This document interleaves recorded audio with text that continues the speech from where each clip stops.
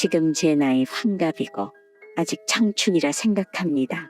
앞으로 30년은 더 살아야 하는데 어떻게 해야 건강하고 행복하게 살 수 있을까요? 그러자 법륜 스님께서 이렇게 말씀하셨습니다.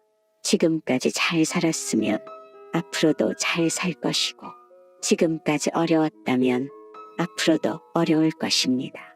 이것을 따르마라고 하고 쉽게 말하면 삶의 습관이니 삶의 습관을 고치는 것을 수행이라고 합니다.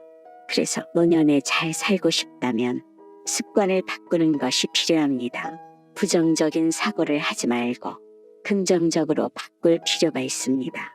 자식이 반에서 30명 중 15등 한다 하면 중간도 못해요 라고 하지 말고 중간은 해요 라고 할 줄 알아야 하고 남편이 술 먹고 밤 12시에 들어온다 하면 맨날 늦게 들어온다 하지 말고 그래도 들어오기는 한다 할 줄 알아야 합니다. 10시까지 들어와야 한다. 자기만의 기준을 정해놓으니까 늦는 것이지 정하지 않으면 늦는 것도 다른 것도 없습니다. 우리가 어릴 때를 생각해 보세요.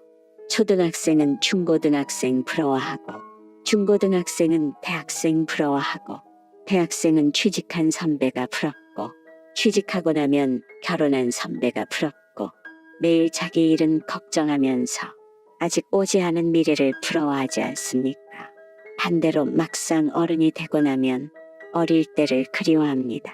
처녀 총각 때가 좋았고 신혼일 때가 좋았고 이러면서 밥 먹으면서 똥 놀 생각하고 똥 누면서 밥 생각하듯이 거꾸로 놀지 말아야 합니다. 그러니 10대는 10대를 즐길 줄 알고 20대는 20대를 즐길 줄 알고 40대는 40대를 즐길 줄 알고 60대는 60대를 즐길 줄 알아야 합니다. 본인이 청춘이라고 생각할 필요도 없고 건강해야 한다 생각할 필요도 없습니다. 다만 곱게 나이가 들려면 3가지는 해야 합니다. 첫째로 여유가 있어야 합니다. 젊을 때는 깐깐했다가도 좀 너그럽게 베풀 줄 알아야 하고 말이 많다가도 침묵할 줄 알아야 하고 간섭하다가도 물끄러미 봐줄 줄도 알아야 합니다. 어떤 사람은 자신의 까르마 때문에 빨리빨리 하는 습관이 남아 청년 시절처럼 움직이려 하는데 나이가 들면 원래 몸이 하나씩 고장나기 마련이라 다리가 아파도 정상이고 귀가 안 들려도 정상이니 눈이라도 보여서 다행이다 생각해야 합니다. 내일 죽어도 좋고 오래 죽어도 좋다. 이렇게 내려놓을 줄 아는 여유가 있어야 합니다. 둘째로 욕심을 부리면 안 됩니다. 젊을 때는 과욕을 부려도 2, 3일 휴식하면 몸이 낫는데 늙어서 욕심 부리면 늙음이 재촉이 됩니다.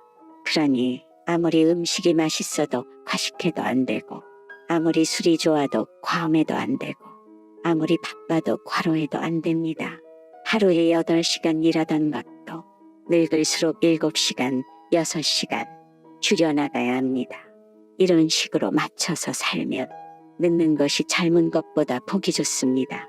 그렇다고 오래 살겠다고 하는 것도 욕심이니 하루 더 살려고 산소호흡기 붙여놓고 그러지 말고 살아있을 때는 살아있음을 만끽하고 죽어갈 때에는 기꺼이 죽는 게 좋습니다.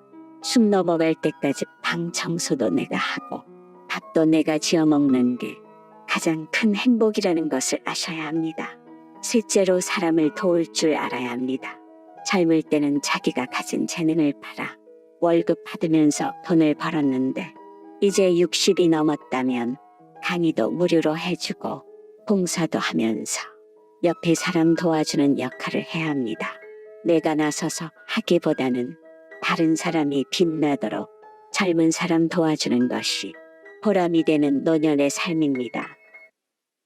남편이 일을 많이 줄여 집에 있는 시간이 많아졌습니다. 그러다 보니 싸울 일도 많아지고 서로 짜증이 나기 시작합니다. 몇 년은 그런 대로 살겠는데 앞으로 평생 이렇게 살까봐 걱정이 됩니다. 그러자 법륜 스님께서 이렇게 말씀하셨습니다. 그래도 100년 안 넘습니다. 길어야 40년 정도이지 않겠습니까? 암에 걸린 사람에게 5년밖에 못 산다 하면 괴로워하지만 50년 살 수 있다 하면 괴로워하지 않습니다. 사람의 인생이 5년이든 50년이든 한계가 있는 건 매한 가지라. 40년이라고 해도 아주 짧은 시간이고 하물며 그것도 보장이 안 됩니다. 당장 내일로써도 끝이 날 수 있다. 그런 것이 인생이다 라고 생각해야 합니다. 그러니 없을 때를 생각해 보세요.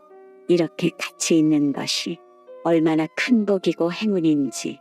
그러면 현재 주어진 인연과 내가 가진 조건에 감사하게 됩니다.